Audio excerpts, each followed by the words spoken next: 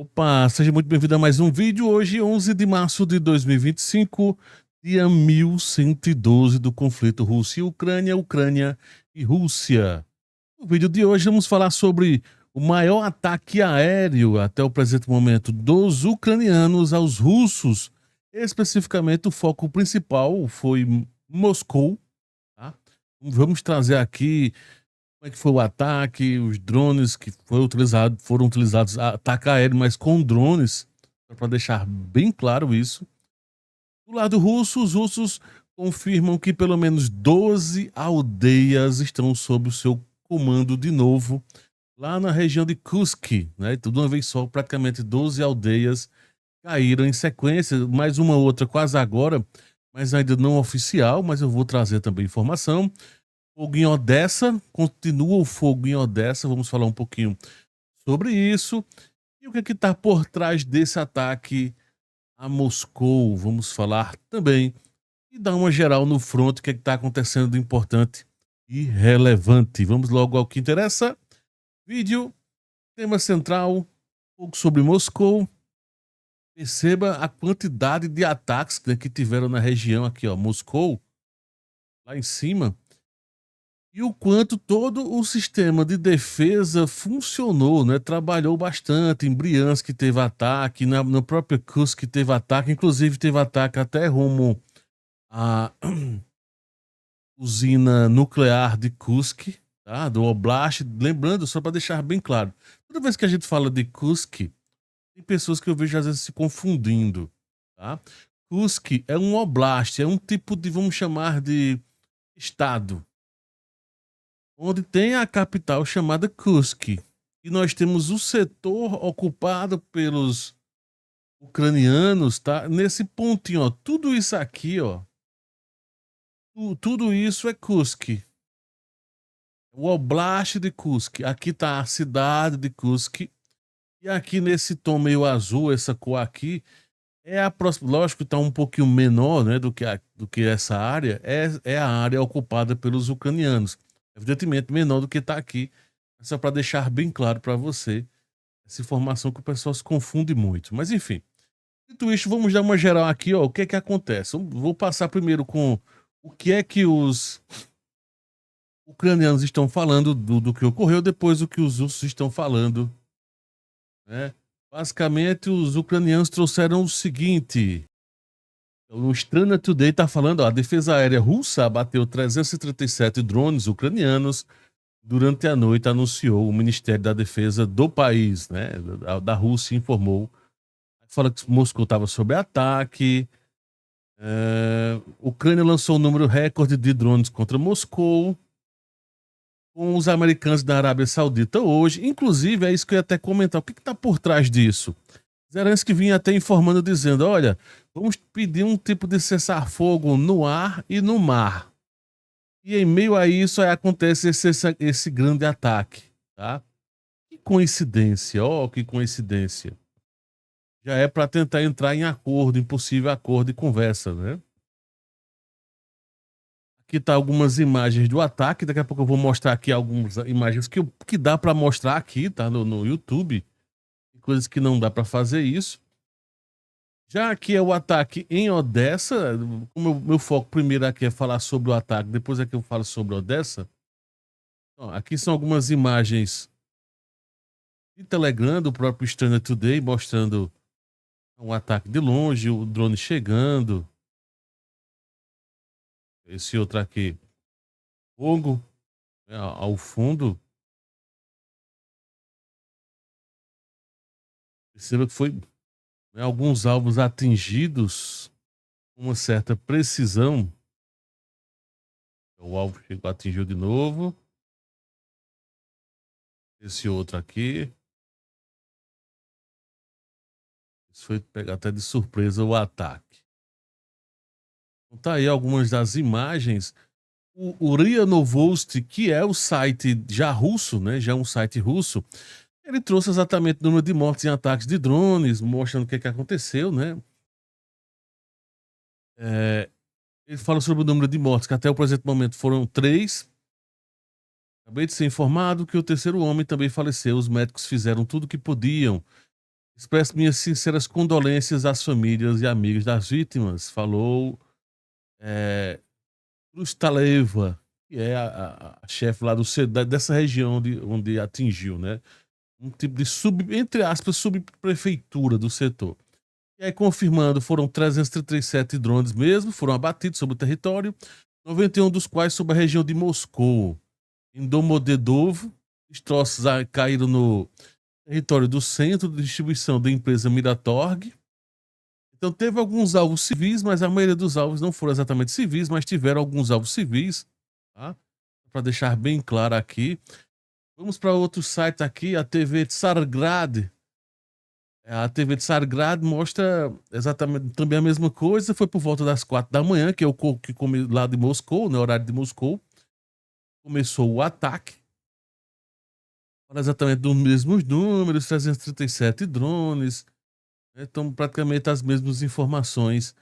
Ele traz uma informação extra interessante aqui sobre os tipos de drones que estavam sendo utilizados. Basicamente, dois tipos, né? O PD-2, que é o. Vou mostrar aqui a imagem, é o Bayraktar PD-2, e uma versão imitação do Shahed, ou Geran 2. Eu não sei como é que tá o funcionamento. Quem estava testando ele era o pessoal Azov, né? O pessoal do regimento Azov.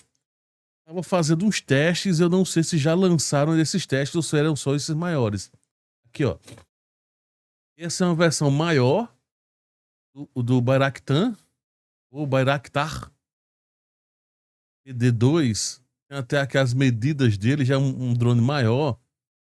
Ele, altitude de 7.600 metros.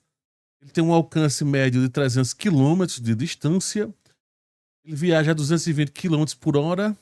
Tem bombas guiadas a laser e tem uma envergadura de cerca de 12 metros, como dá até para ver aqui, ó, 12 metros. A maioria foram lançados desse tipo, tá? Para você ter uma ideia. Segundo, inclusive, o próprio Tsargrad, TV Tsargrad, lá de Moscou, né, trouxe essa informação sobre esses ataques aqui de uma vez. Alguma das imagens. Sempre uma imagem que é pega de surpresa, então muitas vezes o pessoal nem vê direito quando pensou que não já aconteceu o ataque aqui. O que mais nós temos? Vamos lá, agora voltando aqui para o site, né? Então, esse ataque, como eu falei, de mais de 300, 99, né, tiveram como alvo aqui em Moscou. Mas aí perceba que várias regiões aqui tiveram alvos dos mais diversos nesta área, tá? Deixa eu medir aqui.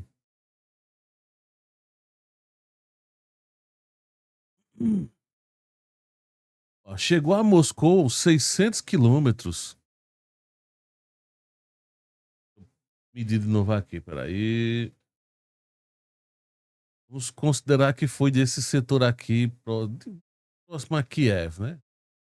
O que tenha sido aqui.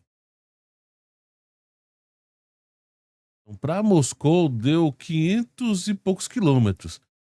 Normalmente, como está trazendo aqui, ó, a autonomia desses drones aqui são de cerca de 300 quilômetros.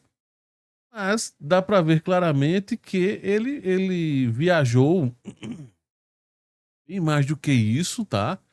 De onde vieram os ataques, eu não sei exatamente. Deixa eu puxar mais para cá, ó. Mesmo que eu puxe mais para cá, mesmo para divisa, bem na divisa aqui, Sume, ainda vai dar 400 quilômetros, 430 quilômetros. Para dar 300 quilômetros do ataque, teria que ter sido em território russo. E esse lançamento não foi feito no território russo, tá? Então deve ter vindo de alguma área aqui próxima a Kiev, ou Sumy ou Chernihiv, um desses dois oblastes, de onde partiu o lançamento, provavelmente, tá? Não tá muito claro de onde partiu exatamente. E a BBC, que quem trouxe essa notícia aqui, né, dessa autonomia, é um pouco mais do que isso, do que os 300 quilômetros. Deu para ver agora claramente que é bem mais do que isso, né? Mas enfim, continuando, sim, antes de continuar, só um lembrete, né? Agradecer a todos os amigos do canal que sempre estão ajudando. Álvaro Pereira, OHB, Glauco, Adriano Ferrer, José Tadeu, Dr. Jorge Castanheira. Muito obrigado por sempre estar comentando, por estar contribuindo financeiramente, muitos deles, esses que eu acabei de citar o nome, né? Mas enfim. E lembra de se inscrever e de curtir o canal, né, sempre tá de olho nisso, né, isso ajuda a mais pessoas, eh, receberem esse tipo de vídeo. Continuando, indo agora pra Sumi, pelo menos foram 12 assentamentos, eu vou evitar citar o nome dos 12, tá, mas só para você entender a localização deles, e perceba que inclusive tem áreas que já foram ocupadas que esse mapa do Live UA Map não tá mostrando, tá. Esse informe aqui foi o Ministério da Defesa russo que divulgou, eu só estou usando o mapa só para facilitar aqui espacialmente onde é que está cada uma das partes, tá. Como é que está o fronte neste momento? Tá mais ou menos assim. Dmitrikov, deixa eu ver se Dmitrikov já estava no pacote aqui, ó. Tava. Agora há pouco, nesse informe que saiu 2 horas atrás, já incluíram Dmitrikov. E de fato, Dmitrikov, esse setor aqui, essa aldeia, foi ocupada já pelos russos também. Foi confirmada então a presença, sim, neste setor aqui do Distrito Industrial de Sudza, tá? Há indícios de conflitos russos já que atravessando uma rodovia. A única rodovia que tem nesse sentido vai ser essa daqui. Então o ataque está ocorrendo aqui neste sentido. E assim como eu tinha dito que os rios é que estavam fazendo barreiras e o pessoal ia vir atacando mais fortemente de norte a sul, tá? Outros informes que vão chegando sobre como é que foi toda essa questão do ataque, tá? Como é que ocorreu de fato aqui os túneis e tudo mais. Na realidade, os túneis não, desculpa, o gasoduto, né? Uma matéria, né, que está divulgando o seguinte: esse aí que você está vendo é apelidado de Zumbi, ex-comandante do 30º Esquadrão de Assalto do Grupo Wagner, tá? E aí tem a alcunha de Zumbi. Detentor de 6 ordens de coragem, participantes de operações na Síria. Enfim, então o cara já é extremamente experiente. Ele comenta o seguinte, né? Isso é um vídeo, não vou passar a questão de direitos autorais, mas ele comenta o seguinte: a operação foi desenvolvida ao longo de 3 semanas e grandes forças e medidas foram envolvidas. Para passar pelo pipe, né, pelo cano, como ele está trazendo aqui, foi necessário interromper o suprimento de gás, algum resto de possível suprimento, né, para evitar algum possível acidente. Então, depois que fez a retirada do gás, vamos para o próximo. Ele comentou que bombearam oxigênio para dentro do cano. Aí depois começaram a equipar saídas para a superfície, instalações de armazenamento para pessoal, trazendo munição, água, equipamento, né, do tipo equipando banheiros. Ele comentou, isso levou mais de 3 semanas. O próprio grupo de pessoal durou 4 dias, o implantamento, né, a implantação. Veteranos da Brigada Vostok, aí eles comentam exatamente quais foram, foi Akhmat. O pessoal do Akhmat são chechênios, se eu não me engano, tá? Com quase certeza, pelo menos quando eu vejo o termo, as brigadas com o termo Akhmat, significa que são chechênios. Aí o pessoal do Brigada Vostok, o 30º Regimento, 11ª Brigada Aerotransportadora e o Grupo AIDA das Forças Especiais Akhmat percorreram 15 quilômetros, tendo recebido a ordem de repente atacarem as posições inimigas na retaguarda, chocando e paralisando com resultado. Muitos assentamentos foram libertados, como você viu, mais de 12, pelo menos aqui nos informes que foram libertados aqui. Deixa eu só ver mais outro detalhe aqui. E segundo o Zumbi, chegou num número muito alto de soldados que passaram aqui, uma quantidade grande. Eu vou até evitar estar citando a quantidade, porque foi uma quantidade bem grande, bem generosa, digamos assim, que segundo ele que passou por essas tubulações, né? Eu achei uma quantidade um pouco grande, digamos assim, mas se ele disse que passou, deve ter passado, né? Mas enfim, o fato é que o que mais que está acontecendo no front, né, de todo desse ocorrido aqui, deixa eu trocar de tela, deve ter dado uma travada aí um pouquinho, eu percebi, coisas que acontecem muitas vezes com o Telegram aberto. Vamos lá. O que é que ocorre? No front, deixa eu trocar de mapa aqui, mostrar aí o de Vigem, que é onde eu estou acompanhando mais, né? Então tem essa aproximação. Os russos estão no distrito industrial, só para encerrar aqui, Kursk, né? Não tem muita novidade ocorrendo a parte de Kurilovka ou daqui dessa região central. Existem muita conversa que novamente os russos começaram a avançar de Novenk em Basivka, tá? Nesse trecho, um pouco antes de Yunakivka, os ucranianos começaram a implantar um sistema de rede parecido com o que os russos implementaram em Bakhmut, por exemplo, tá? Então existem imagens já mostrando, não entre Yunakivka e Sudza, mas antes um pouquinho dessa cidade, até chegar, né, em Sumi, que está lá embaixo, tem já informes de utilização de redes, que é para poder evitar ataques de drones, ou caso aconteça um ataque de foguete, pelo menos ele seja retardado e dê tempo o pessoal desviar, tá? Então são os informes e também é o pessoal correr, né? E a pé mesmo, correndo, e tem virado alvos fáceis dos russos, tá? Já em outros setores aqui, vamos lá para baixo, em Toretsky, até eu cadê Toretsky? Aqui, chegamos em Toretsky. No setor Toretsky, Chassi Fiar, não teve muitas mudanças, tá? Em Toretsky, especificamente, os russos conseguiram recuperar um pouquinho o território. É aquilo que eu fico falando. Vai ter muita história aqui. Então, teve avanço ucraniano.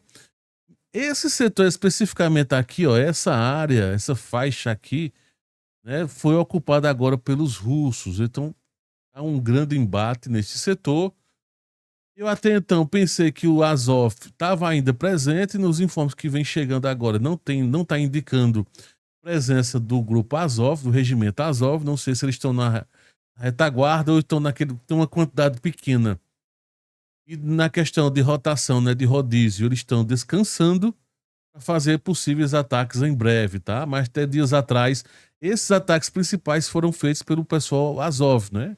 Mas agora tem outros grupos aqui presentes. Nesse bolsão não tem mais nenhuma novidade, nenhuma situação comum ocorrendo neste momento. Aqui, ó, em Pokrovsk também não tem mudança significativa, tá? Houve uma estabilização do fronte. Inclusive, aqueles ataques constantes que os ucranianos vêm fazendo, houve um certo alívio, um pouquinho, pelo menos não houve avanço russo, também não houve avanço ucraniano neste setor, né? Mas os conflitos continuam, só para deixar claro. Houve uma redução também no ritmo em todo esse setor aqui, que ele vinha avançando muito rápido, de repente deu uma segurada, tá? Agora, em Constantinopla, com a queda de Andrívico, Constantinopla, todo esse setor, os russos agora vão buscar fazer aquele trabalho de modo, é bem padrão russo, ir casa por casa, verificando tudo, fazendo uma limpa. Vamos aguardar qual é o próximo passo russo. Pode ser que eles estejam se preparando para um novo avanço, já que nesse setor em Velika Novozilka, aqui, ó, sem novidades também, não teve um avanço significativo. É até estranho esse não avanço. Vinha num ritmo estranho, por quê? Porque vinha num ritmo muito forte e de repente segurou. Tá? Deram uma segurada legal aqui. Vamos aguardar. Não sei se estão esperando aqui a movimentação nesse setor para fazerem o próximo movimento, que, como eu já tinha comentado em outros vídeos, um possível caminho é fazer este movimento aqui, ó. Movimento que não pega muitos vilarejos, atinge essa estrada aqui, tá? Outro caminho exatamente aqui, uma dessas possibilidades que os russos possam seguir aqui ao norte de Velika Novozilka. Teve avanço russo nas últimas 48 horas, mas foi lá em Zaporizhia. Eu já gravei um vídeo, tá? Você dá uma conferida aqui um pouco antes, que tem detalhes do que aconteceu. Vamos falar só por último agora em Odessa. Odessa teve bombardeio, continua incêndio em Odessa, tá? Ataque de drone e provocou um incêndio numa proporção bem grande, como eu tinha comentado, né, aqui, ó, no Standard Today, foi um incêndio bem forte que ocorreu lá em Odessa, tá? Drones atingiram um tanque de combustível ontem, para ser mais preciso, tá? Então, são fotos oficiais. Atingiram, então, tanques de combustível, mais uma vez atacando infraestrutura, tá? E quando ataca área civil, são áreas civis com soldados dentro delas, só para deixar bem claro, tá? O avanço em Zaporizhia foi aqui nesse setor, depois eu deixo aqui no final, no card, aqui no finalzinho, caso você queira assistir o vídeo e não assistiu ainda, sobre o que está acontecendo aqui no setor de Zaporizhia, tá? Houve bombardeios dos mais diversos, seguindo o padrão um FAB 500, FAB 1500 e FAB 3000 em campos mais abertos, tá bom? Teve esses ataques nesses setores. Teve prédio destruído em Constantinífica, tá? Teve prédio destruído em Constantinífica dos últimos ataques que ocorreram. Nós tivemos agora, minutos atrás, o Ministério da Defesa russo reivindicou a ocupação total da vila de Orki, da região de Donetsk. Então, este setor aqui, só para situar você, onde é esse setor, que é um setor que pouco se fala, não é? Próximo, normalmente a gente fala muito aqui em Toretsk, que fica aqui, ó. Mas esse setor mais ao norte, então, os russos acabaram de reivindicar. Agora, estou gravando perto de 9 horas da manhã, né, de horário de Brasília, e saiu o informe agora, 6 minutos atrás, trazendo essa informação de que essa aldeia acabou de cair, está a 100% nas mãos. Deixa eu atualizar aqui esse outro mapa, pode ser que ele já traga essa informação ou não, vamos ver, vamos conferir se já vai trazer essa informação, o DVGen, se ele vai atualizar. Ainda não, estou saindo informação. Deixa eu mostrar aqui, por esse mapa, onde é que fica a localização, como é que está a situação mais próxima, já que o Live e o Map, como eu sempre comento, eles são muito bons das notícias, de publicar notícias oficiais. Então, às vezes, a gente não consegue ter acesso, é muito bom, eles são bem práticos, como você acabou de ver nesse exemplo. Agora, o mapa, ele tem um certo delay estranho, tá? Então, o mapa em si eu não costumo acompanhar muito, mas enfim, ó, tá aqui, então, dando zoom aos poucos. Eu vou repetir, foi o trecho de Orki, aqui, ó, a nordeste de Toretsk. Aqui,